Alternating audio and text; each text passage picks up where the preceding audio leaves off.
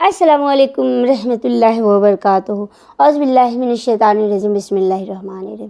یہ دور تھا جب محبوب خدا تاجدار انبیاء حضرت محمد صلی اللہ علیہ وسلم اپنی بچپن کی دل فریب اداؤں کے ساتھ مکہ کی سرزمین پہ جلوہ افروز تھے۔ اس زمانے میں عرب میں دستور تھا کہ پیدائش کے بعد بچوں کو دیہات سے آنے والی دائیوں کے حوالے کر دیتے تھے تاکہ دیہات میں بچوں کی پرورش بہتر انداز میں ہو سکے اور وہ خالص مادری عربی زبان سیکھ لیں، اور اس خدمت کے عوض ان کو معاوضہ وغیرہ ادا کیا جاتا تھا۔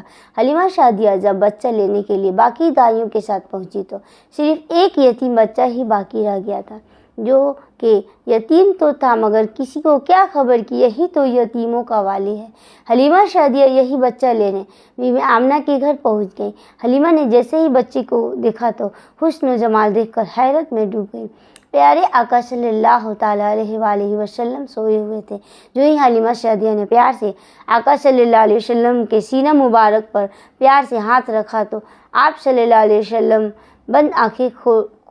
بند آنکھوں سے ہی مسکرائے اور آنکھیں کھول دی۔ حلیمہ سعدیہ نے پیارے آقا صلی اللہ علیہ وسلم کو اٹھایا اور واپس گھر کو چل دی۔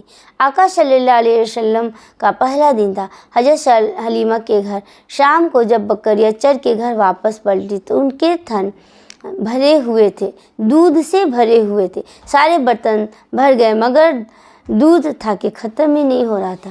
یہ وہی بکریاں تھیں جو آج سے پہلے بہت کم دودھ دیا کرتی تھی۔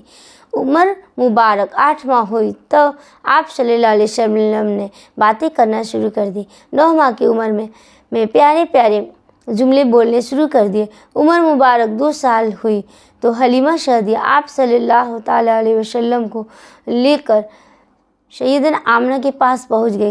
حلیمہ سعدیہ چونکہ پیارے آقا صلی اللہ علیہ وسلم کی گھر میں برکات دیکھ چکی تھی تو بی بی آمنہ سے کہنے لگی، اگر آپ مجھے اجازت دے تو میں ابھی بچے کو اور اپنے پاس رکھنا چاہتی ہوں۔ سیدنا آمنہ نے اجازت دے دی۔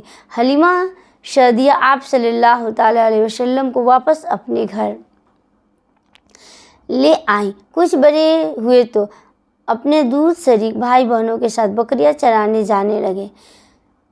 پھر کچھ ایسے واقعات رونما ہوئے۔ حضرت حلیمہ کو آپ صلی اللہ علیہ وسلم کے نقصان کا ڈر ہوا۔ اس طرح ایک بار حضرت حلیمہ نبی کریم صلی اللہ تعالیٰ علیہ وسلم کو عکاص کے میلے میں لے گئی۔ جاہلیت کے دور میں یہاں بہت مشہور میلہ لگتا تھا۔ عرب کے لوگ حج کرنے آتے تو شوال کا مہینہ بھی یہاں ہی آ کر گزارتے۔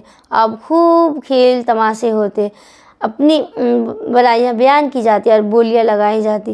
آپ صلی اللہ تعالیٰ علیہ وسلم بچپن میں حضرت حلیمہ کے پاس اس میلے میں موجود تھے کہ کاہن کی نظر آپ صلی اللہ تعالیٰ علیہ وسلم پر پڑ گئی۔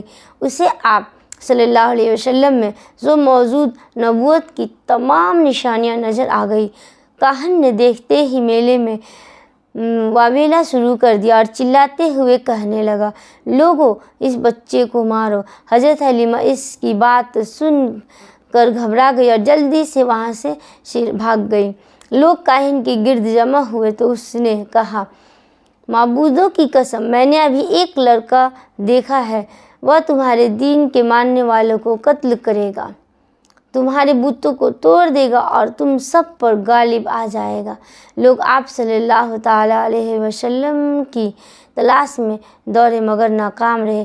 یوں اللہ تعالیٰ نے پیارے آقا صلی اللہ علیہ وسلم کی حفاظت فرمائی اور ان تمام واقعات کے بعد حضرت حلیمہ نے پیارے آقا صلی اللہ تعالیٰ علیہ وسلم کو واپس کرنے کا فیصلہ کیا۔ واپس جاتے ہوئے راستے میں آپ کی پاس سے حبشہ کے عیسائیوں کی ایک جماعت گزری۔